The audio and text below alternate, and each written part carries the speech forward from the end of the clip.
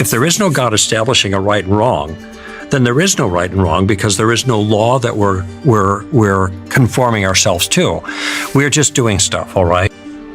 Existential tragedy turn to religion to give us a sort of sense of fulfillment and a sense of explanation. But when asked about the mechanism of how, I'm told it's because at some undisclosed number of years ago, somebody committed a sin against God, and that's why your child has now died of cancer.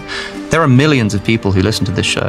There will be people listening to this whose children have died of cancer. I wonder if that brings them any kind of consolation. Well, I don't know. Similarly, the idea that, maybe it's some disgruntled angels who didn't want to come down to earth for too long, and so if anything, you're actually doing them a favor by killing them of cancer. Mm-hmm. Not the way that Alex has taken. It's a grand explanation of pretty much everything. It's not an explanation of everything. It's an explanation of the variance of life on Earth. Because evolution does... I was thinking about my dog. I was thinking about Pablo, and I was thinking, why does he have sex with other dogs? Why does he eat? Why does he protect his puppies? Yeah.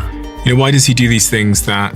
somewhat in Dr. K's example there, he takes care of things. He takes care of me when I'm not in the house. If someone comes in and my girlfriend's there, he takes care of my girlfriend. He barks only when she's at home alone. So he seems to be expressing some form of morality. That's because the New Atheist movement was quite philosophically shallow. It didn't seriously engage with the existential component of religious belief and why it exists in the first place. And I think that is why it exists. I think humans are in a strange predicament due to the mystery of consciousness. We find ourselves possibly uniquely amongst other animals in a position of being mortal, being physically embodied, being in a world, but also knowing those things. It's one thing to experience the world. It's another thing to be aware that you're experiencing it. Josh Rasmussen once said, there's a difference between noticing a tree and noticing that you've noticed a tree. We have this sort of second order abstraction that we can do. So we know that death is coming, for example, and death makes a mockery of everything that we do. It seems to just obliterate any sense of purpose or meaning because anything that we're building will ultimately, as far as we're concerned, be gone. And that may well be unique to human beings. And so I'm not the first to suggest that the principal motivating factor behind meaning-infused activities that humans do is an engagement in death denial or some kind of immortality project. People literally, for fear of, as a result of the knowledge that this will all come to an end, engage in what we might call immortality projects. They engage in things which will outlast themselves, which give them a sense of escaping this death. The most obvious example is in religious traditions, which literally promise immortality for your own soul. But if you look just practically at where people subjectively report finding meaning, they find it in their children. They might find it in their job, but they're unlikely to find it in their job if they're doing something they don't really care about. They'll find it in their job. Maybe they're like a barrister and they find a lot of meaning in bringing justice into the world because they're participating in a system which they believe will outlast them and is bigger than them. So when people talk about meaning, we talk about transcendence, something being above and beyond their own sort of material situation. And I think religion is the archetypal example of this. And I think it's why it evolves in the first place. There is this idea that we are living in a meaning crisis that has cropped up maybe in the past 100 years or so, or maybe in the last few hundred years or so as a response to the Enlightenment and the decline of religion. I think that's far too easy. I think that's way too easy. I think that if there is such thing as a meaning crisis, it is literally the human condition and the reason why these projects were invented in the first place. I think literally speaking, what people are doing in religious traditions is realizing the finitude of their existence and therefore trying to commune with something Can I add a less thought to finite. this? Of course.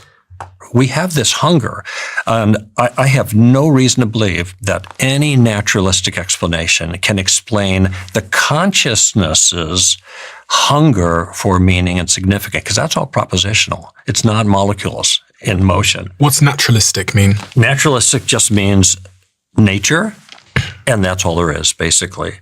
So you have molecules in motion, largely governed by natural law. There is no outside transcendent anything. There's no immaterial anything, certainly not an immaterial God that has started the process and sustains the process and gives life meaning. There either is meaning objectively or not? Okay. If not, then it's up to us. For example, a moment ago you said that if there is a creator God who brings us into existence, then you are designed and you are given purpose by God. And I think we need to investigate this a bit further. Because, for example, a quite sort of boring and overdone debate at the moment is the extent to which we are engaged in the production of potentially artificially conscious agents with artificial intelligence technologies. And there's all this discussion about whether or not these things can be conscious, like, whatever. But let's just suppose for a moment that they were. Let's suppose that I created an artificially intelligent machine and I gave it a purpose, and that purpose was to produce paper clips. And because of the development of artificial intelligence technology, it became conscious in a recognizable sense. It had an interior sense of self. It sort of had, say, feelings or emotions about the world. But it is just an AI robot whose entire purpose in life is to make paper clips. Now, I could say that because that AI was designed by a creator with a purpose that was explicitly given to it, that life is meaningful. But I think it would seem to most people that a life whose meaning consists in creating paper clips is not sufficient, is not enough to address what people really want. It's not just some kind of purpose. It's not just even some kind of purpose which is given to you by an authoritative creative source. So can I respond? It's something which is further than that. Yeah, but if I can just relate this to the God question, the problem that arises is that you have to answer the question of why God infuses life with the meaning that he gives it. It's either something which he has sort of arbitrarily plucked up and chosen to create, in which case we have this problem of arbitrariness, or no, or in fact, there is some reason why God had to give us a particular kind of meaning that's endemic to the human condition, that he had no choice but for that meaning, that more important kind of meaning, to be given to human life. But if he was beholden to that, if he had to give us a particular kind of meaning, it seems like there's a standard of meaning which exists outside of God. So I'm not sure, in other words, the mechanism by which being created by someone who says this is your purpose would be fulfilling in the way that people want it to be. Most psychologists agree that humans are unique in being aware of our own mortality. Ernest Becker's book, The Denial of Death, and later Terror Management Theory in Psychology show that much of culture, religion, nationalism, even the drive for fame, comes from trying to cope with the fact that we will die. Studies have shown that when people are reminded of their mortality, they become more likely to defend religious beliefs and cultural traditions, exactly as Alex says. Religion offers immortality, but that doesn't prove it's true. It only proves that people want it. History shows that every major religion has promised some way to transcend death, but they all contradict each other. Christianity says salvation is through Jesus. Islam says it's through the Quran and Muhammad. Buddhism promises rebirth until enlightenment. They can't all be right, which strongly suggests they are human-made attempts to soothe the same fear. And when Alex compares us to a hypothetical AI designed only to make paperclips, he's showing that being given purpose by a creator doesn't automatically make life meaningful. Meaning has to be created from within, not handed down arbitrarily. That's why secular thinkers argue we build meaning through relationships, creativity, and contributions that last beyond us, not because a deity dictated it, but because we choose it.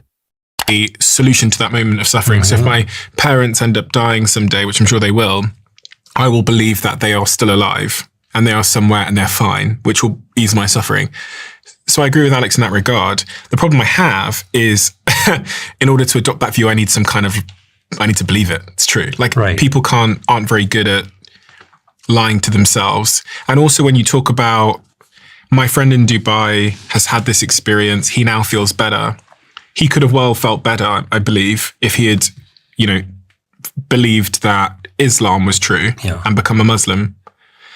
So it's the feeling itself people can get in a lot of ways. I know people that actually would tell you that they feel better now that they're out of the cult and they're agnostic. Yeah, sure. And the cult made them feel terrible. Now they're agnostic, they feel better. Does that mean agnosticism is truth? So the presumption that you made is a presumption. We have to keep that in mind. I mean, the people that I have talked to who were former Muslims and are now Christians, very devout Muslims, they did not have the experience of satisfaction and fullness and connection with God in Islam that they do in Christianity. Okay, so we want to be careful that we don't. There are people who do the opposite, though. Yeah, there's people that would have gone the other way, and they'll be in the comment section right now saying, "Well, I went from Christianity to Islam." Okay, well, sure. I'm just telling you what I know of those people. Okay, and I think it's a mistake to say, well, everybody has their own religion. They have their some experience with their religion, because I don't think that's the case. I'm not saying there aren't satisfied Muslims. That's not what I'm saying, or Buddhists or Hindus or whatever.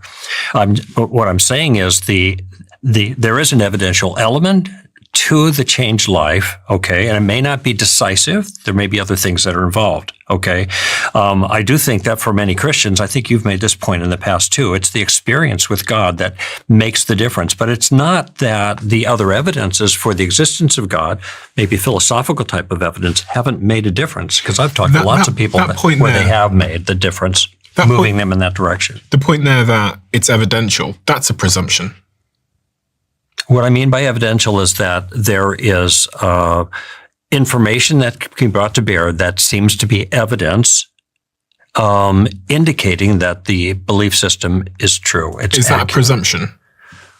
I don't know why you would call it a presumption. As in the evidence that Christianity is true from the increased sense of purpose that people get from becoming a Christian.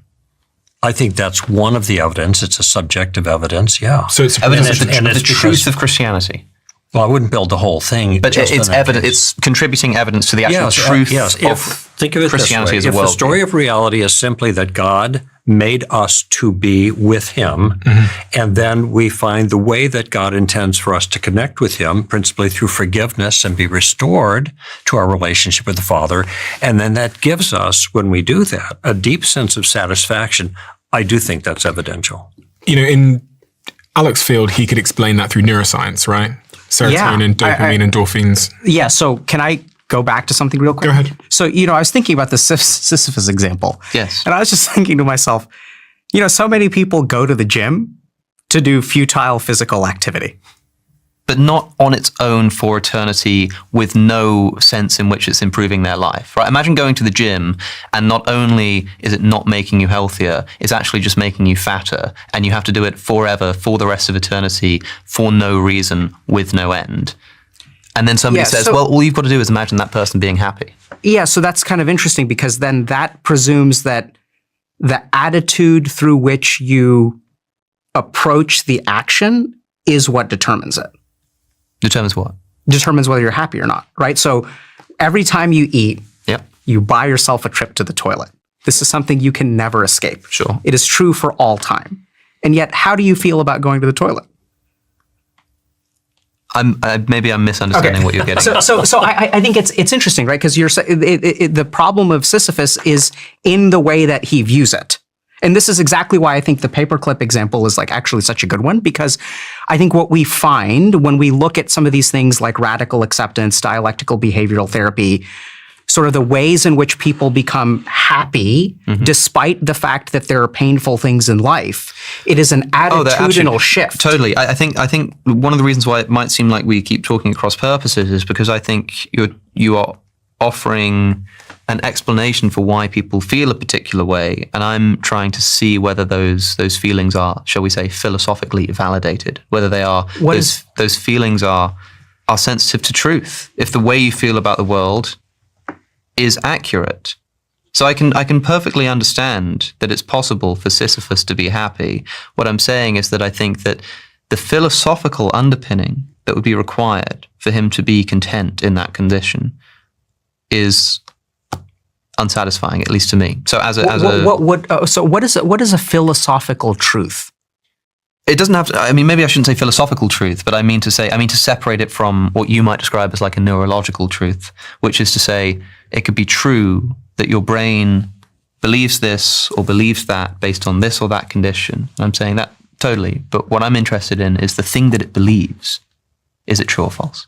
It could be in the same way that, believing in Christianity can make you happy, it can make you sad, and you can scan someone's brain. You can put them in an MRI scanner and scan their brain when at the moment they convert to Christianity and see that it starts going haywire. But nothing to do with MRI the is not truth. going to show any beliefs. It Nothing shows to do with the truth of the claim. neurological activity. Exactly. Beliefs aren't in the brain. Yeah, we're going to get to that in this. I kind of agree with that. So, Alex, I think this is what I thank you so much for pointing out how we're kind of talking across each other, because I think this is the really weird thing. And I'm going to say something, and then as we talk about consciousness and what we just talked about, I'm going to torpedo it. Mm-hmm. But I think what we sort of find is that from a practical sense, and this could be where like philosophy, I don't know how the word practical ties together with philosophy, because I tend to think of philosophy as sort of practical. We can go into that in a second. But I think from the perspective of finding purpose, now I'm not talking about purpose as a capital P truth, right? Like capital T truth. Finding purpose, it may not be philosophically satisfying to you, but what we sort of know from empirical evidence of people who are purposeless and people who are purposeful is that the subjective feeling of purpose comes out of a number of different things. Like I mentioned, like kind of autonomy, being able to detect your emotions, also a sense of like narrative identity. So having a purpose in life requires a you. And one of the reasons that no one feels like they are going somewhere in life is because they don't really have a clear sense of who they are. And so I think that it's a great kind of catch that we're sort of talking across purposes, because I don't know, the thing that you find not philosophically true, maybe neurologically true, but isn't philosophically true. I don't know how to approach that. I mean, I think I sort of do, because if we talk about consciousness and subjective experience and how your friend was transformed, and by the way, he may not be transformed. So speaking of coping, there's a chance that when someone, drastically joins a religion and like, this is great, that is like the mother of all copes.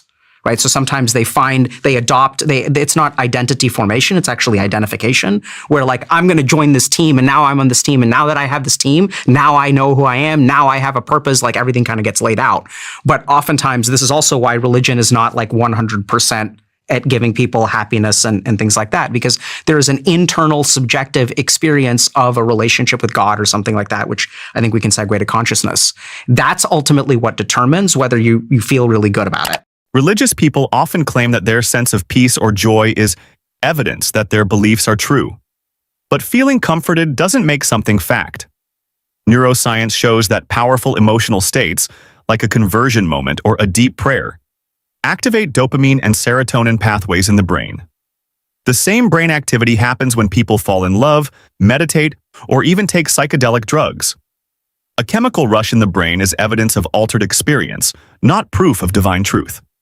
History also shows how feelings can be misleading. Christians, Muslims, Buddhists, and Hindus all report the same overwhelming sense of peace when practicing their faiths. If personal satisfaction proved truth, then every religion would have to be correct at the same time, which is impossible because their core claims contradict each other. What actually explains this is psychology, not theology. Social identity theory shows that joining a religious group provides belonging and stability.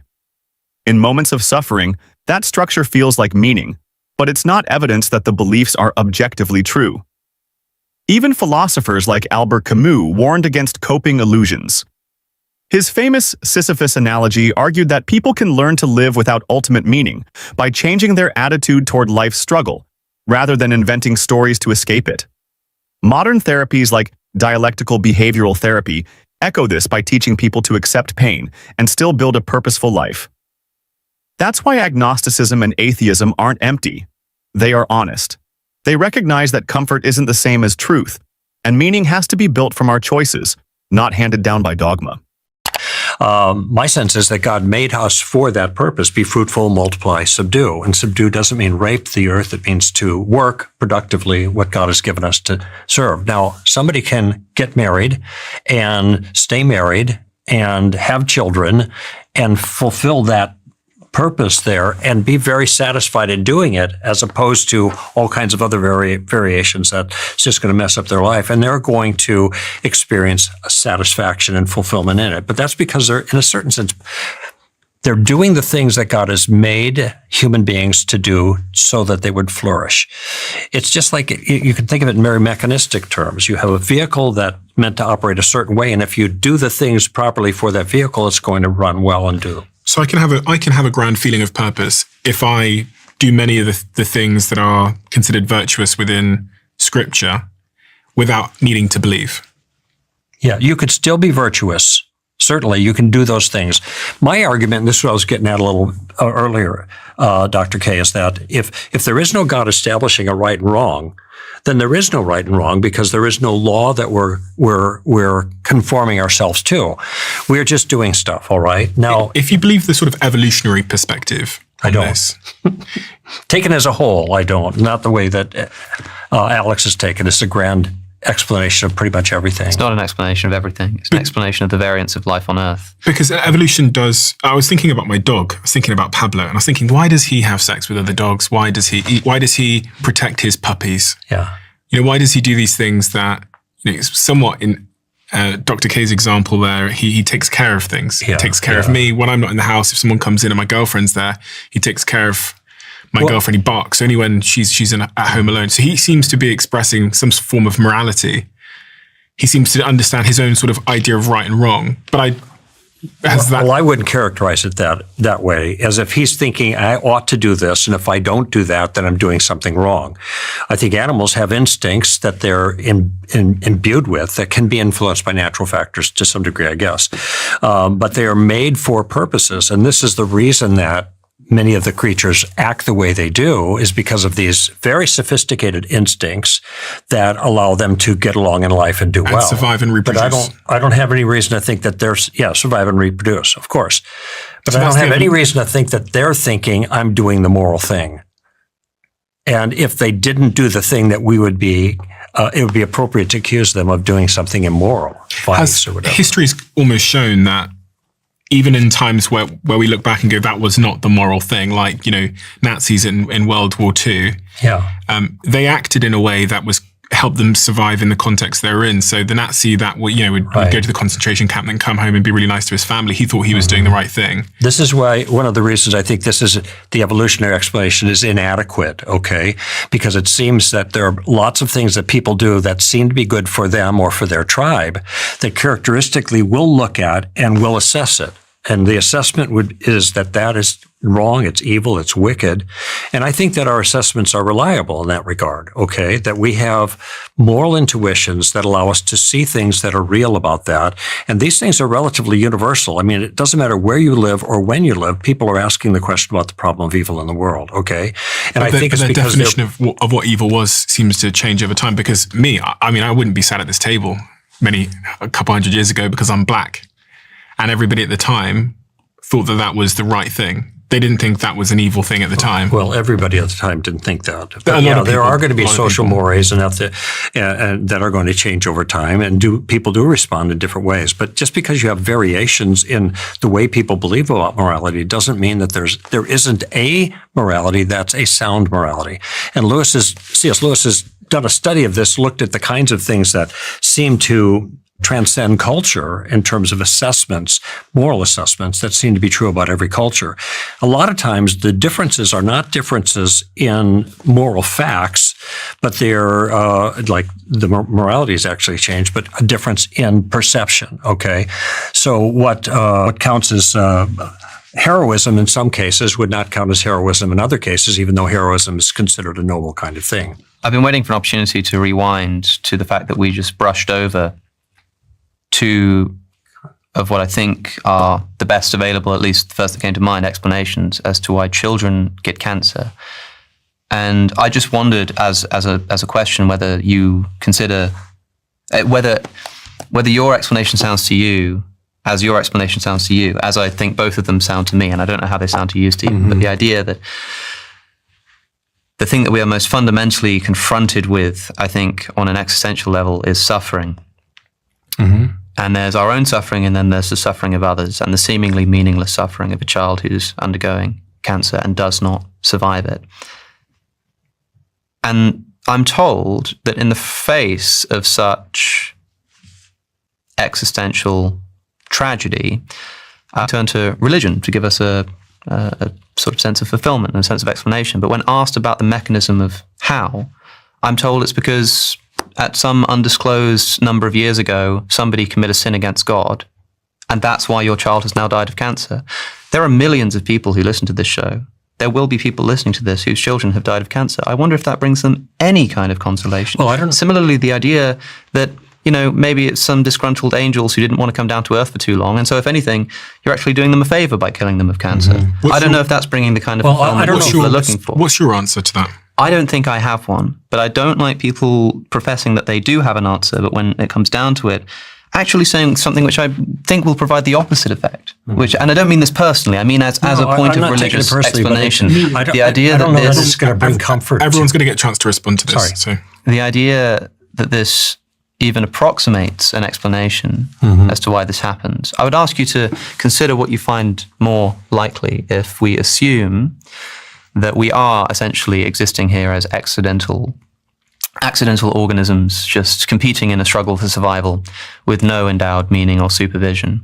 What might we expect to find? And I would ask what you would expect to find if we were created with purpose by a loving God who wants us all to come into communion with him, but for some reason thinks it's necessary that we exist in this vale of tears, in this material world first. What would you expect to find? I don't think. And then look at what you do find.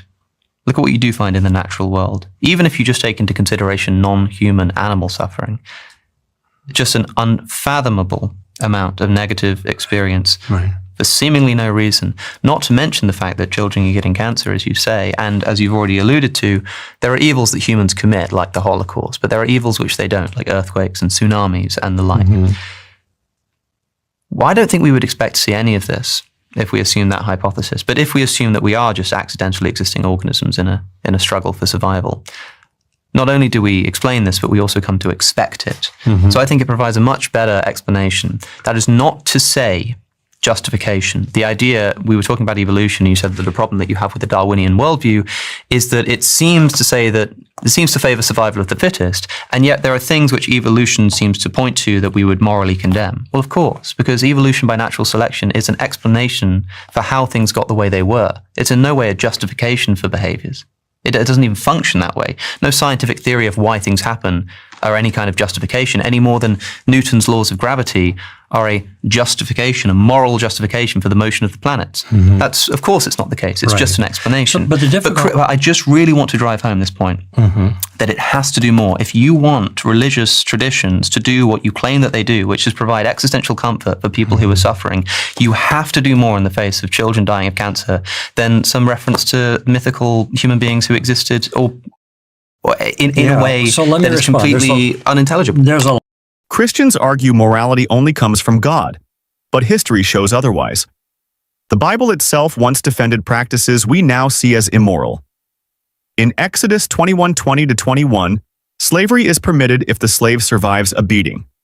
In Deuteronomy 22:28-29, a rapist is ordered to marry his victim. If morality were absolute from God, these laws wouldn't exist, and Christians wouldn't need to quietly ignore them today. Morality clearly evolves with human progress, not divine decree. Science explains it better.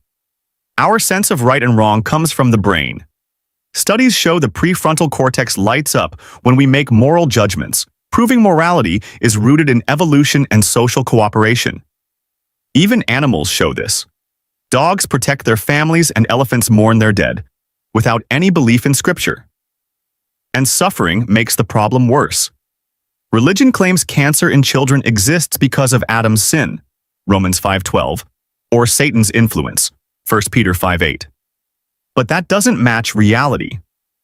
Evolution explains why suffering happens, genetic mutations, disease, natural disasters, without the need for supernatural blame. It's harsh, but it's honest, and it gives us a reason to fight suffering with science, medicine, and compassion instead of myths.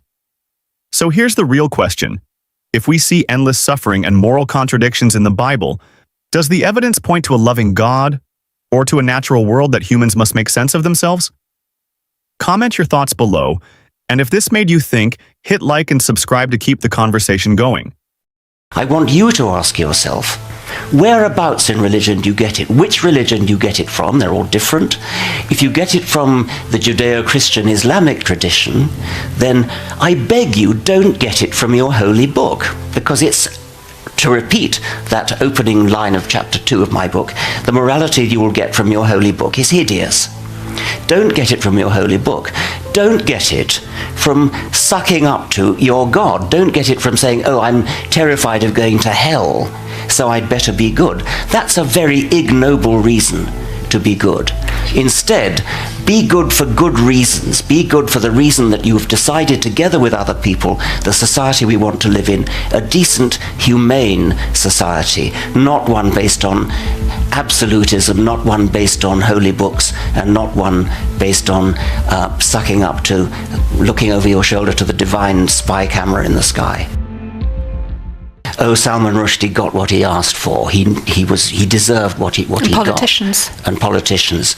The threats that were made not only against him but against his publisher. There was a terrible story told by the publisher, Penguin Books, whose daughter was threatened at her school, and parents were complaining about this girl being at the school because they said, what if the Muslims attack the school and they get the wrong girl?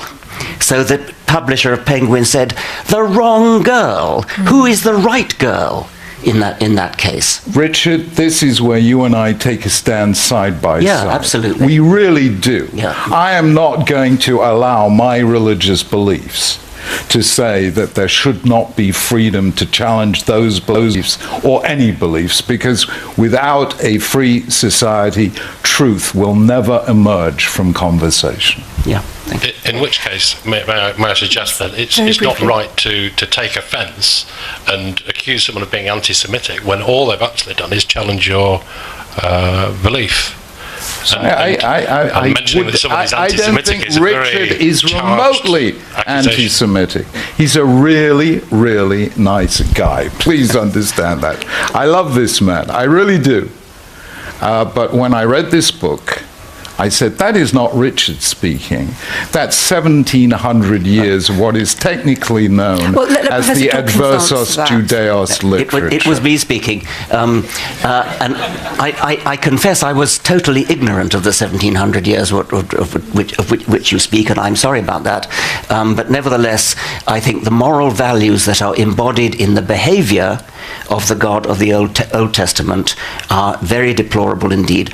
All the stuff about slaughtering the Amalekites and things, terrible stuff. Richard, just answer me one question.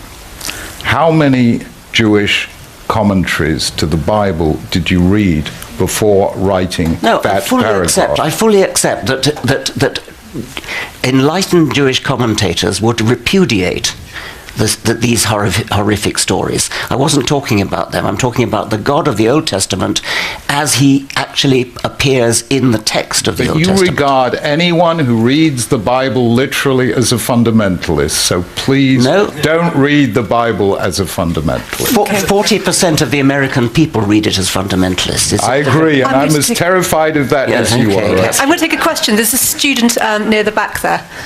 Yeah. Hi, I've got a question for Professor Dawkins.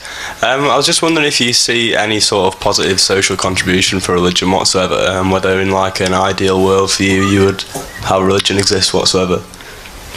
I see enormous social value in the contributions of individual religious people. I do not see social value in religion itself. And I've said before that I take on board the Chief Rabbi's very interesting point that such social value as there may be comes from the sense of community that religion may build up, as opposed to the actual religious beliefs, which I do not think have any social value at all. Could I just add to that? Because, courtesy of the BBC, we saw the most stunning example of this a couple of weeks ago. That is a German Jewish refugee who came to this country in 1939, called Dr. Ludwig Gutmann, who was asked by this country in 1943 to open the first medical facility for paraplegics. in Stoke Mandeville Hospital, and who came and saw how paraplegics were being treated. They could never lead a normal life. They were kept sedated and left to die. 80% of them. Life expectancy in those days, 3 months after being admitted. And here was a guy who, through centuries of ingrained Jewish belief, who knows perfectly well that every human being is in the image of God, and therefore freedom, dignity, and hope are built into the human situation, did by extraordinary obstinacy against lots of medical objections, got them to sit up, to sit in wheelchairs, to play games, and created the paraplegic, the Paralympics. And now, I don't think it was accidental that Ludwig Guttmann was a Jew from an Orthodox Jewish family. And I don't think it is accidental that faith carried him through the objection of all the nurses and the doctors who said, leave them to die. So I think faith does make a difference in where we see human dignity, where nature doesn't see human dignity at all. When people claim faith gives life meaning or moral value, it sounds comforting. But it isn't true that morality or compassion come from religion. Take the example Rabbi Sachs mentioned. Dr. Ludwig Guttmann, the founder of the Paralympics. His compassion didn't require divine revelation. It came from human empathy and scientific understanding. What actually saved lives was medicine, rehabilitation, and social reform, not the book of Genesis. Science has shown again and again that moral behavior exists without belief in God. Evolutionary biology explains empathy as a survival advantage. Social animals, including humans, thrive when they cooperate. Neuroscience links moral decision-making to the prefrontal cortex, not to divine command. Studies by the Pew Research Center and Oxford University show that secular societies like Sweden and Denmark rank among the highest in compassion, equality, and well-being, all without high levels of religious belief. The man in the dog collar. The man in the dog collar, Richard Burridge, Dean of King's College London. I'd like to connect two of Professor Dawkins' statements together about he's looking forward to religionless future and it being child abuse to teach a child of 5 to be a person of a certain religion. And I don't know, Professor, forgive me, I don't know enough about your personal history, whether you've been blessed, and I will put in brackets by God, with children. But I wonder if you brought your children up in your religion, because atheism and theism are both religions. We both look at the world, we look at the evidence, and I decide rationally on the basis of the evidence I see to believe in God, and you decide not to believe in God. And in your religionless future, there'll be no place for atheism either. What did you teach your children, and why is that different from what I teach my children? I would teach any child to think for herself, to ask questions, to be critical. I would teach a child not what to think. I would teach a child to say, when anybody tells you anything, ask them what the evidence is. If the evidence is too difficult to understand for a child, ask them, is it the kind of thing which people know because of evidence? I did write an open letter to my daughter when she was 10, which was published. And in it I said all those things. I cautioned her that evidence was the only reason to believe things about the real world. And I cautioned her against 3 bad reasons to believe things, which were tradition, revelation, and authority. And the thing that's wrong with tradition and authority is that it's arbitrary which tradition you happen to come from. If you happen to be brought up in a Jewish tradition, or a Muslim tradition, or a Christian tradition, or a Hindu tradition, there is no atheist tradition. The atheist tradition is simply think for yourself, be critical. You are not in a separate place. You've heard the same as everybody else. Professor Dawkins has given his answer. If you wish to label think for yourself a belief system, well, is it a coincidence? No, please let Professor Dawkins answer. Is it a coincidence that the vast majority of religious people have the same religion as their parents? If they're born in Afghanistan, they're Muslim. If they're born in... I don't. Well, good. I'm very glad to hear it. Please, I'd like to be able to get a response from the panelists. Are you of the same religion as your parents? No, In what respect different? I'm a Christian. And what are they? They were non-believers. Okay, well, fine, good for you. I mean, I congratulate you. Think for myself, I thought for myself, I decided to become a Christian. Thinking for yourself is something you and I both share. Thank you. The question here completely misses the point. The man challenges Dawkins by saying atheism is a religion, but that's factually wrong. Atheism isn't a belief system, it's the absence of one. It doesn't tell you what to think, it teaches you how to think. There's no scripture, no rituals, no sacred leaders. It's simply the position that there's no evidence for a God. Dawkins is right to emphasize evidence over tradition, revelation, and authority. Every religion relies on those three, all of which are inherited, not discovered. Studies in psychology and sociology show that over 90% of people follow the same religion as their parents, proving it's geography and culture, not truth, that determines belief. If you're born in Kabul, you're likely Muslim. If you're born in Texas, you're likely Christian. That's not divine guidance. That's social conditioning. So when Dawkins says teaching a child what to think, instead of how to think, is harmful, he's right. It's not about banning religion. It's about freeing children to ask for evidence before accepting extraordinary claims. The defensiveness from the questioner just shows how fragile faith becomes when it's forced to stand next to logic. I don't think there's a disagreement there. I just wanted to get your response briefly, Chief Rabbi, because so I forgot the third one. There were three things you said you taught. Revelation. Revelation, tradition, and authority. And I thought you might have a bit of concern about that. The three things that you would teach a child not to. You know, there's a very believe famous story, goes back over 2,000 years. A student comes to a famous rabbi called Hillel and says, "Teach me the whole of Judaism, but without belief in authority." So Hillel says, okay, I'm going to teach you the alphabet, you know, ABC. So the guy goes home, day one, he's learned ABC.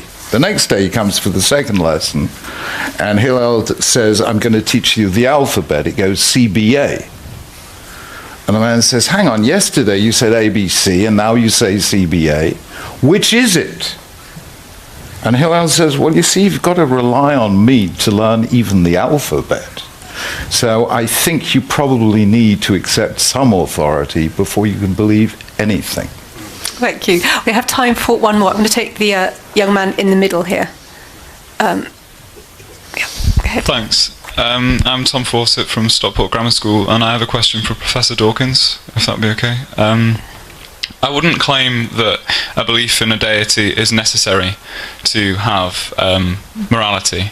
But what I would ask is, surely in the absence of a divine lawgiver, morality loses its intrinsic value. It's not written into the fabric of the universe. You cite the moral zeitgeist argument. Surely that deprives morality of any philosophical legitimacy. It's merely a human construct. Why should I be altruistic? Why should I care about anyone else when fundamentally morality has no further value? Thank you. This is a question I very often get. It's an extremely common point of view. I agree that it's very difficult to come to an absolute definition of what's moral and what is not. We are on our own without a God, and we have to get together, sit down together, and decide what kind of society do we want to live in. Do we want to live in a society where people steal, where people kill, where people don't pull their weight paying their taxes, doing that kind of thing? Do we want to live in the kind of society where everybody is out for themselves in a dog-eat-dog world? And we decide in conclave together that that's not the kind of world in which we want to live. It's difficult. There is no absolute reason why we should believe that's true. It's a moral decision which we take as individuals, and we take it collectively as a collection of individuals. If you want to get that sort of value system from religion, I want you to ask yourself, whereabouts in religion do you get it? Which religion do you get it from? They're all different. If you get it from the Judeo-Christian Islamic tradition, then I beg you, don't get it from your holy book, because it's to repeat that opening line of chapter 2 of my book, the morality you will get from your holy book is hideous. Don't get it from your holy book. Don't get it from sucking up to your God. Don't get it from saying, oh, I'm terrified of going to hell, so I'd better be good. That's a very ignoble reason to be good. Instead, be good for good reasons. Be good for the reason that you've decided together with other people, the society we want to live in, a decent, humane society, not one based on absolutism, not one based on holy books, and not one based on sucking up to looking over your shoulder to the divine spy camera in the sky. Thank you. Final word to you, Professor, Chief Rabbi. Well, you know, that was a super question, and actually that's my life story. I did not begin life wanting to be a rabbi. I went to university to study philosophy because I wanted to know, how shall I live? I studied it at two pretty good universities. My doctoral supervisor, the late Sir Bernard Williams, was pretty well recognized as the finest moral philosopher of his era. And I could not get an answer. In those days, I think philosophy is a lot better than it was, but in those days, if you ask somebody in moral philosophy what is right or wrong, they would say, no, that's, you go and ask your vicar or your rabbi. I will tell you what the words right and wrong actually mean. And I dedicated my life to that. I mean, I taught moral philosophy. I've written moral philosophy. And at the end of the day, I could not get any coherent vision of morality. Of course, in the end, one of the great moral philosophers, Alistair MacIntyre, made the same point and brought me back into philosophy. But in the end, I had to leave philosophy and go to Judaism, because only there did I have a concrete and compelling vision of the moral life. What is it? Love your neighbor as yourself. Love the stranger, for you were once strangers in the land of Egypt. Give to others, tzedakah, social justice, absolutely essential to Judaism, human dignity, human freedom, the power of hope, the power of forgiveness, the power of human dignity. All of those I found in this tradition, unbroken for 3,500 years, which I did not find in the moral philosophy in British or American universities of that time. And I think the questioner is right, because in the end of the day, the first lesson any philosophy student ever learns is facts are one thing, values are another. When all the facts are in, the question of values still remains. And we will never get that from science, which is brilliant at establishing facts, but cannot ordain values. And therefore, for that, we have to look ultimately, I think, at the ultimate itself, God himself, or at the very least, if you don't believe, at least accept the wisdom that has been honed and refined through 3,500 years and has brought freedom, dignity, and hope to the world. Thank you, Chief Rabbi and Professor Richard Dawkins, and thank you for your questions. The rabbi's final defense exposes the weakness of religious morality. He admits philosophy couldn't give him answers, so he turned to scripture for comfort, not evidence. But comfort doesn't equal truth. Saying we need God for morality ignores that moral systems existed long before the Bible, in Egypt, Greece, India, and China. The Code of Hammurabi, written centuries before Judaism, already punished theft and violence. Morality evolved because cooperation helped society survive, not because a deity wrote it down. Science doesn't hand us moral rules, but it helps us understand the consequences of our actions: poverty, violence, disease, and how to reduce suffering in measurable ways. That's a far more reliable guide than ancient laws that once condoned slavery and genocide. If morality truly came from religion, the most religious countries would also be the most peaceful and fair. Yet global data show the opposite. The nations with the highest equality, education, and safety are overwhelmingly secular. So the question isn't, where do morals come from? It's, why do we still need superstition to justify them? Humanity's progress has always come from questioning authority, not obeying it. If you believe in evidence, compassion, and free thought, not fear, give this video a like, subscribe, and share it. Let's keep asking questions that move the world forward. By the morality of their fellow creatures, or indeed by the laws of their country, because there is no legislation written by any person of any time that could even count one iota against the dictates of the supernatural creator of the universe, access to whose precise and exacting will is, of course, only a delusion when it's somebody else's God, when it's the wrong God. If that's not the case, then not only is this belief in God and access to his will not delusionary, but now, I'm told, is and seemingly inexplicable suffering is embedded into the very mechanism by which, I'm told, God decided to create human beings. I'm not saying this can't be explained on theism. Of course I can't say that. You could say that this is all part of some grand plan of Jobian proportion in its unintelligibility. Maybe there's some kind of compensation in the afterlife. Maybe dogs do go to heaven after all, sure. I'm just asking you what you would actually expect to be the case. I think that we wouldn't expect Zachariah. It seems that the president of Russia appeared in a nightmare to Ayaan Hirsi Ali and also endowed her with a skill that I'm unable of, which is to adopt a belief simply because of its political or existential convenience. And again, perhaps my desire for my philosophical convictions to be, true is just too high a margin to demand. What I really want to ask is whether this should be any kind of surprise, this approach, I mean. There is some, but it is exactly that kind of thinking, the seeking of agency and design where there is in fact none, that I've traveled here in an attempt to dispel.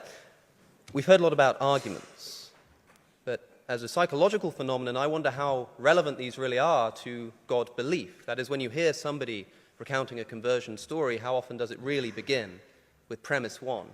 You're more likely to hear a narrative or a story, some kind of account of an experience. Indeed, the most high-profile conversion, perhaps of this millennium, happened just a few weeks ago when the fifth horsewoman of new atheism, Ayaan Hirsi Ali, announced in a long and celebrated essay that she had embraced Christianity. I was far from the first reviewer to notice something rather peculiar about this publication. That is, its somewhat conspicuous lack of arguments for the existence of God or for the truth of Christianity.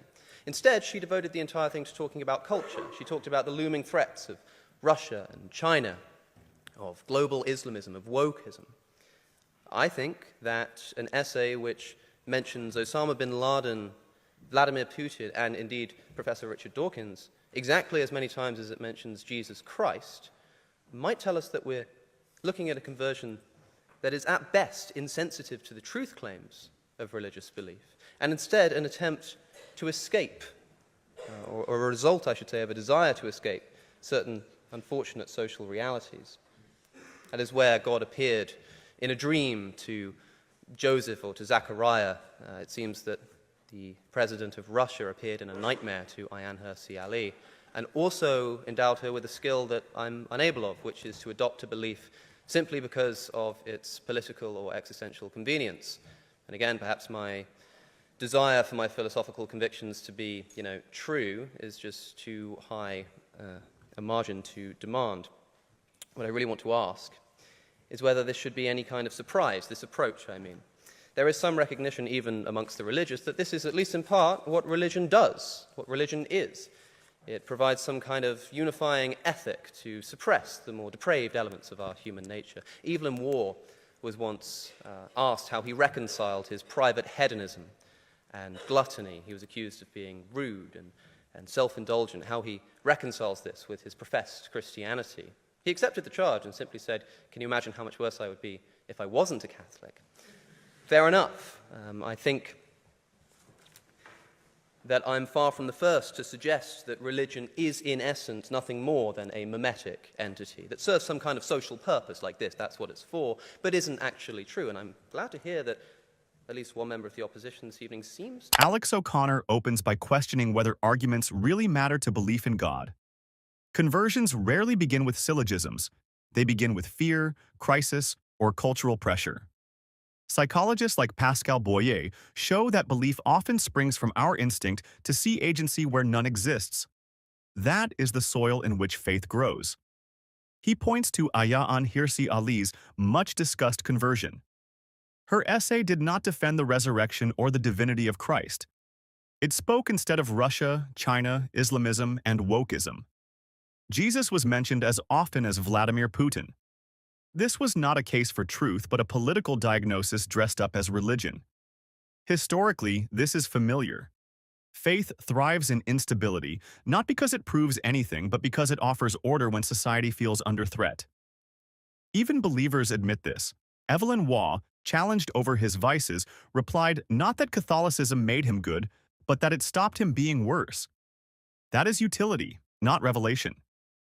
From Constantine's Rome to modern states, rulers leaned on religion for control. Surveys show faith grows where insecurity is greatest. So the question remains, if belief is chosen for stability, not truth, can we call it faith? I won't say that I know this is the case. Of course, I can't do so. I will simply ask a question of you. What would you expect to see if God existed and all of this was being supervised? What would you expect the world to look like? How would you expect life to have evolved? And if we assume the alternative hypothesis, that is atheism, materialism, that is that the world we find ourselves in is just an amoral arena of accidentally existing organisms competing in an endless struggle for survival, what would we expect to find? And what do we find? A system of natural selection which explains the origin of species on planet Earth, that does not just cause or bring about, but relies upon suffering and death. Survival of the fittest is the same thing as the death and destruction of the unfit. 99% plus of all of the species, let alone animals, that have ever inhabited this planet have been brutally wiped from existence. And for what? For our development? It seems that unimaginable, indescribable, and seemingly inexplicable suffering is embedded into the very mechanism by which I'm told God decided to create human beings. I'm not saying this can't be explained on theism. Of course I can't say that. You could say that this is all part of some grand plan of Jobian proportion in its unintelligibility. Maybe there's some kind of compensation in the afterlife. Maybe dogs do go to heaven after all, sure. I'm just asking you what you would actually expect to be the case. I think that we wouldn't expect to see anything like what I've just described if we assume that there is a benevolent invigilator overseeing the process. However, if we assume atheism, not only do we come to explain this phenomenon, but in my view, we also come to expect it.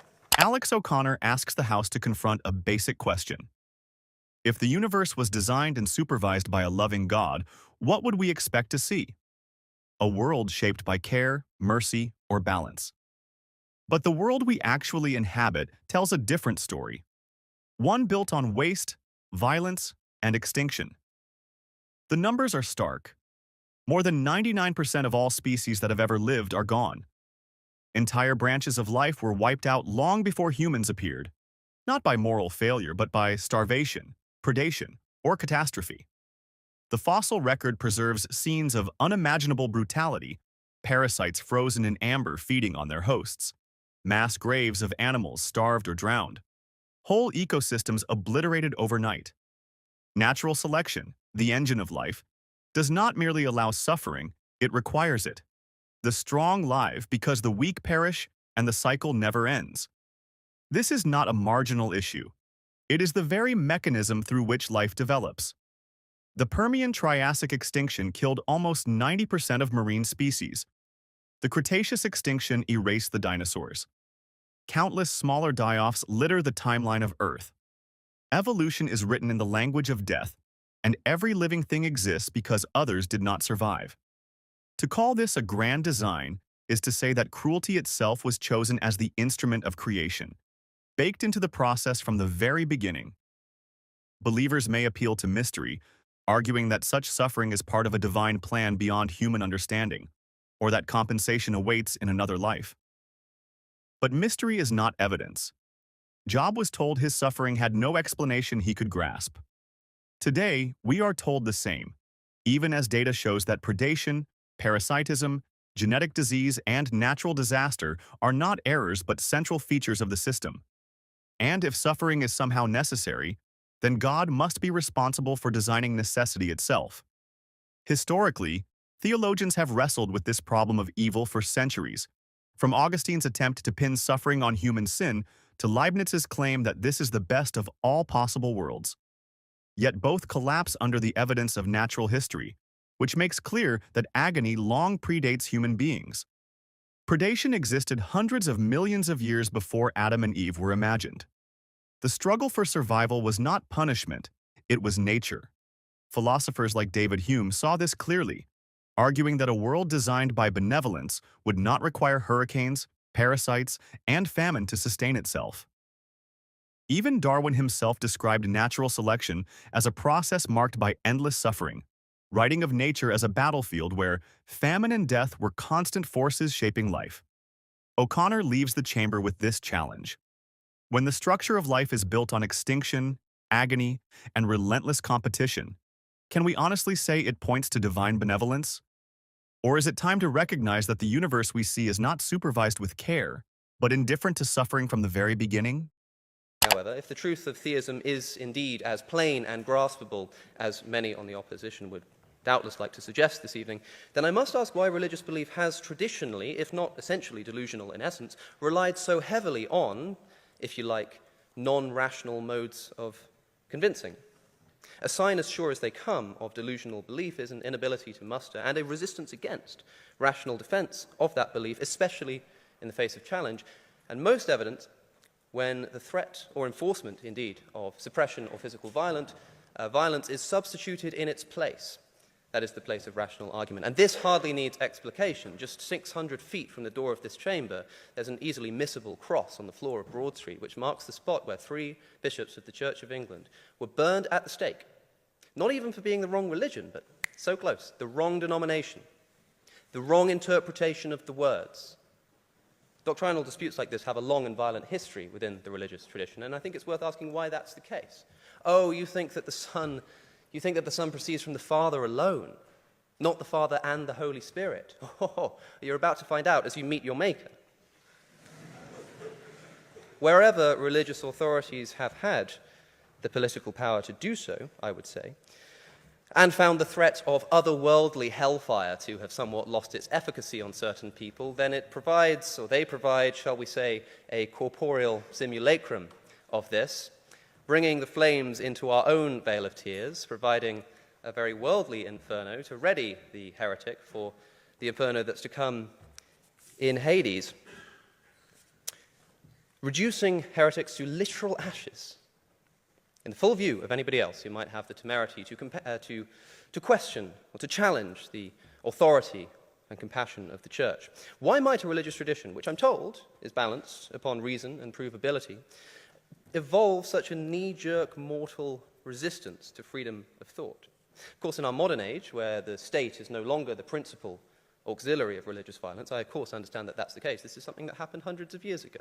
Now that ignoble mantle is taken up instead by individual religious fanatics who cannot and will not be deterred by the morality of their fellow creatures or, indeed, by the laws of their country, because there is no legislation written by any person of any time that could even count 1 iota against the dictates of the supernatural creator of the universe, access to whose precise and exacting will is, of course, only a delusion when it's somebody else's God, when it's the wrong God.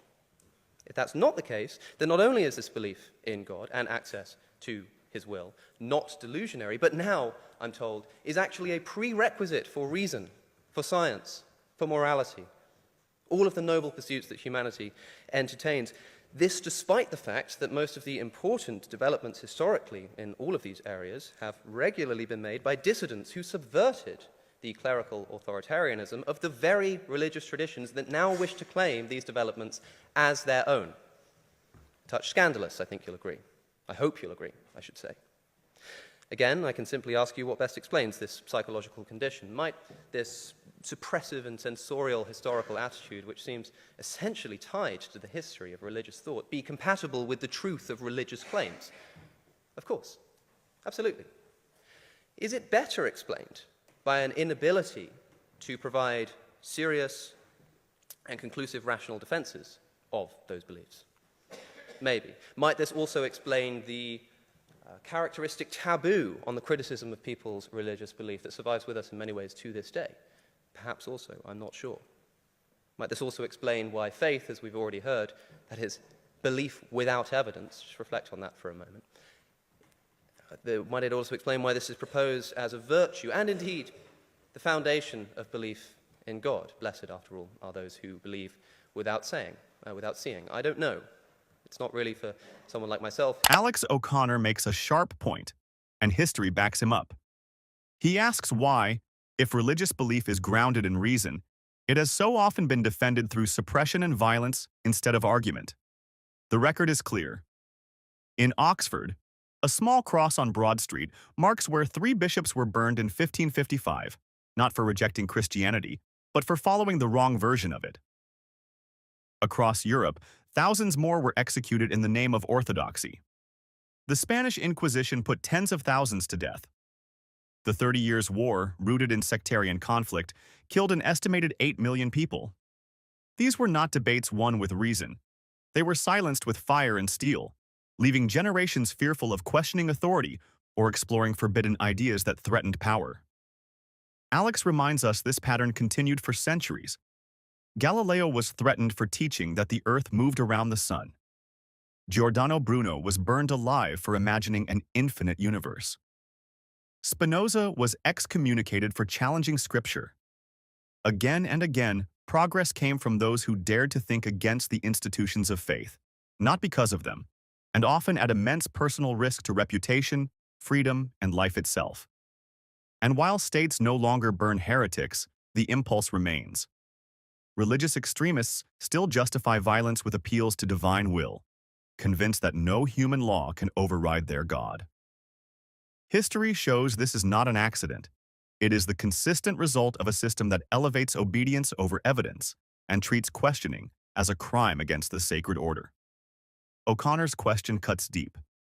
If faith without evidence is praised as virtue, what does that say about a tradition that has always punished those who try to see more clearly and think more freely? What do you think? Is religion essential for morality, or can ethics and compassion stand firmly on their own?